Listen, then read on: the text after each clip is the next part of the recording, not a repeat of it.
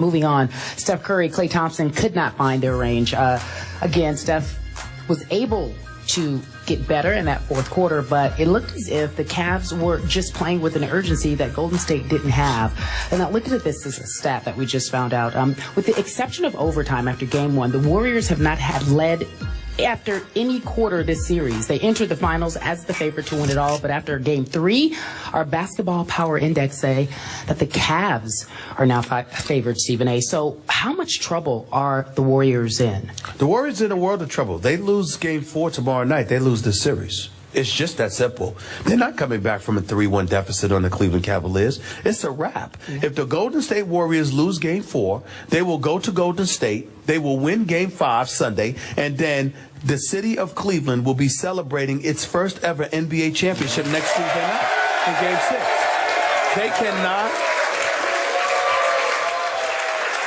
The Golden State Warriors cannot lose this basketball game tomorrow night. It is their game 7. It is that simple. They are in a world of trouble. And here's the primary reason why, above all else, above everything that we said, not to be incendiary or derogatory, we just have to call it like we're seeing it thus far.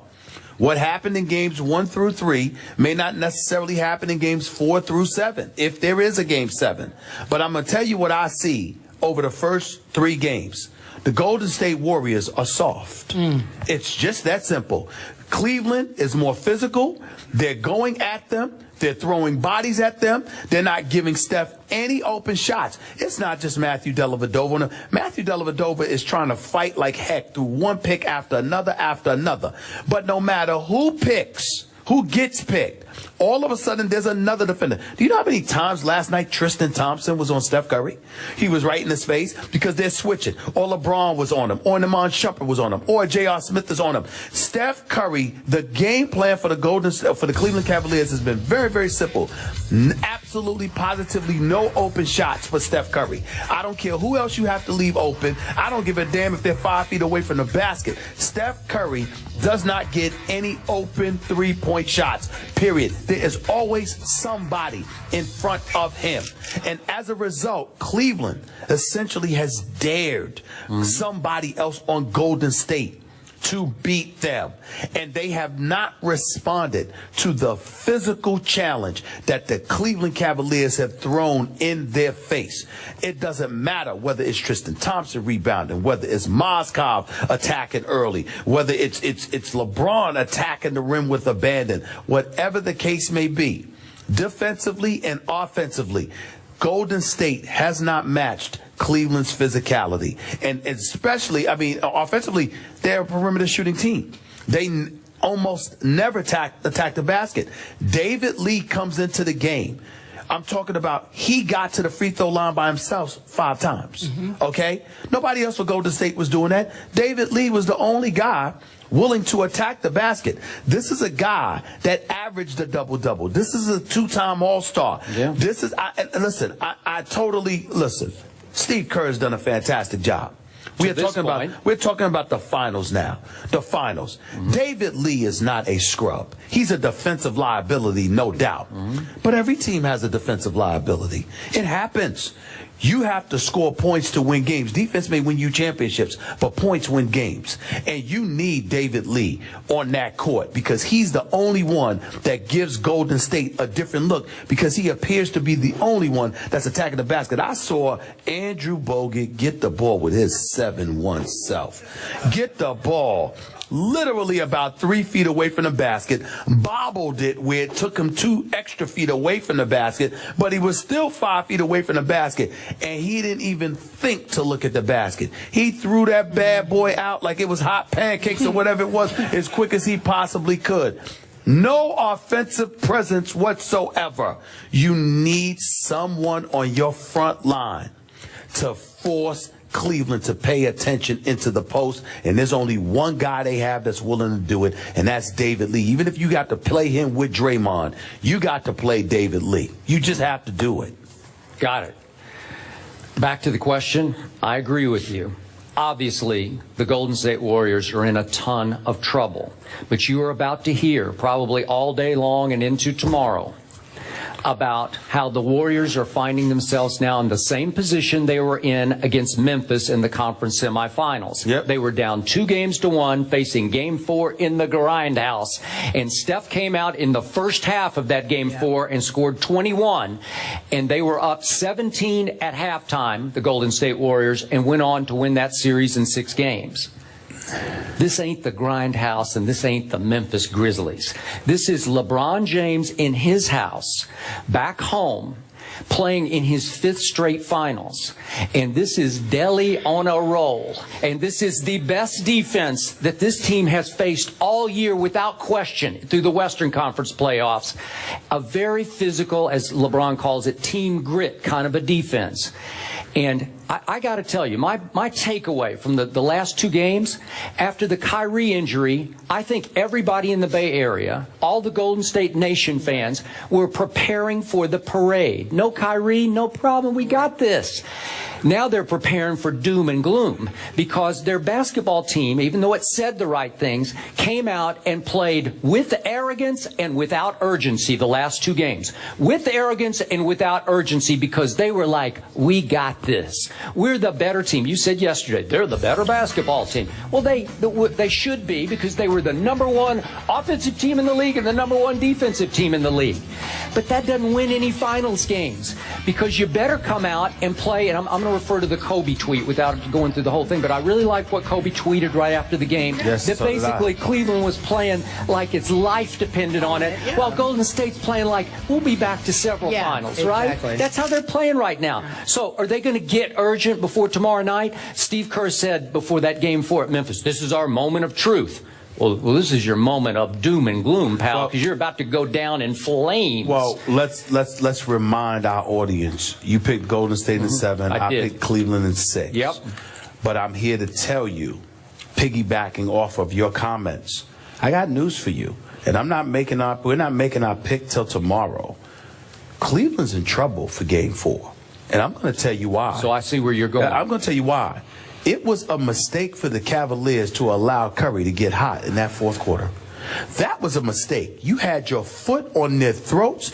You were running them out the building. You had an opportunity to demoralize them, to literally snatch their heart, or figuratively speaking, snatch their hearts out of their chest.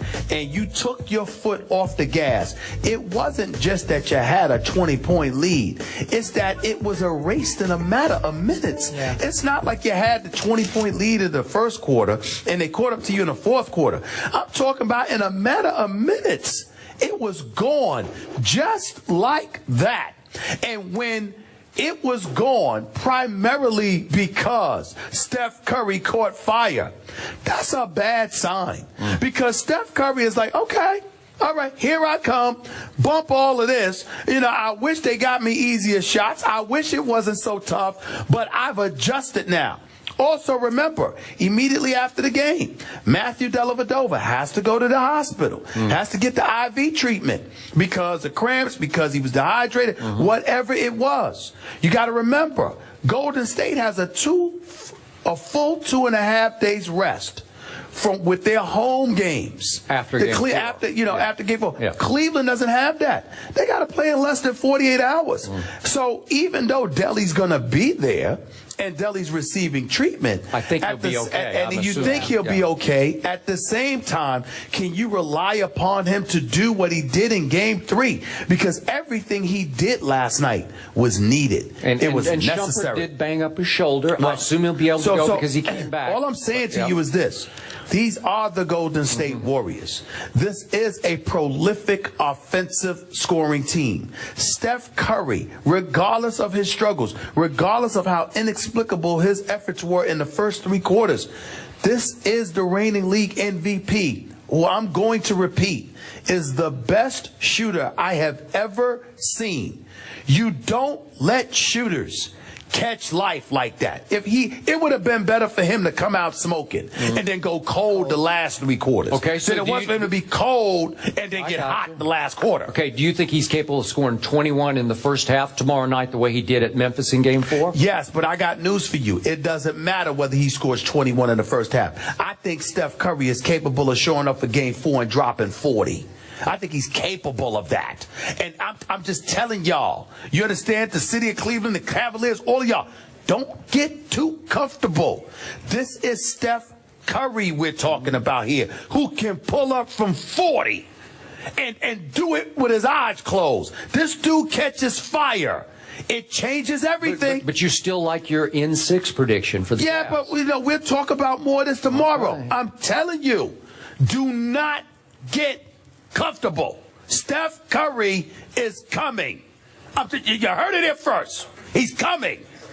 He's coming. Wait. Okay? I think Delhi's coming, right? Delhi. I'm just telling you. Y'all can talk all that noise. I'm not playing with y'all because listen, I love the Golden State Warriors, but I'm really hoping that Cleveland captures the championship. I'm not rooting against you. I'll pick the Cavs at 6. I'm telling y'all, don't get happy. Steph Curry is coming. Okay, on that note, Stephen A. says Steph Curry is coming yesterday. Okay. After the game, LeBron talked about how they were motivated. They were playing as if every game mattered. And speaking of every game mattering, there is a game 4. Check it out. NBA Finals continues, folks. Warriors, Cavs. The Cavs look to make a commanding 3-game lead. Wow, that'd be crazy. NBA Countdown chips things off at 8:30. Don't forget to tune in and check that out.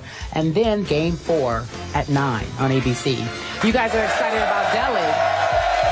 Delhi, the defender, is great.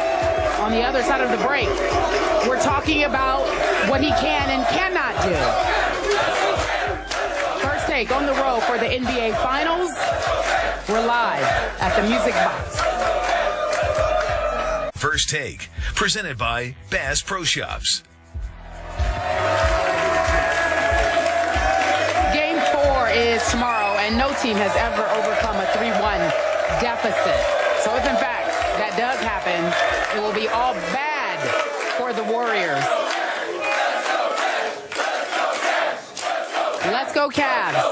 As we wrap up the show, Stephen A., I just want to give you this update. Matthew Dellavedova, we've been told, will be discharged later this afternoon from the Cleveland Clinic. He's fine. He was treated for dehydration. He'll be ready to play Game 4. Give me your thoughts on who will win. Who's going to win? You want me to go? Yeah. Yes. I glimpsed a brief sign of life from Steph and company last night in the fourth quarter. I've got Golden State winning in 7 games, so I got to tell you, they almost have to win Game 4. I will lean toward Golden State in Game 4. It will be the scariest game of the series for the Cleveland Cavaliers. Steph Curry is coming. I believe he's going to go ballistic in Game 4 tomorrow night. But I do not believe it will be enough somehow, some way. LeBron will find a way. Cleveland will go up 3-1 in this series. The Cavaliers will win tomorrow's game.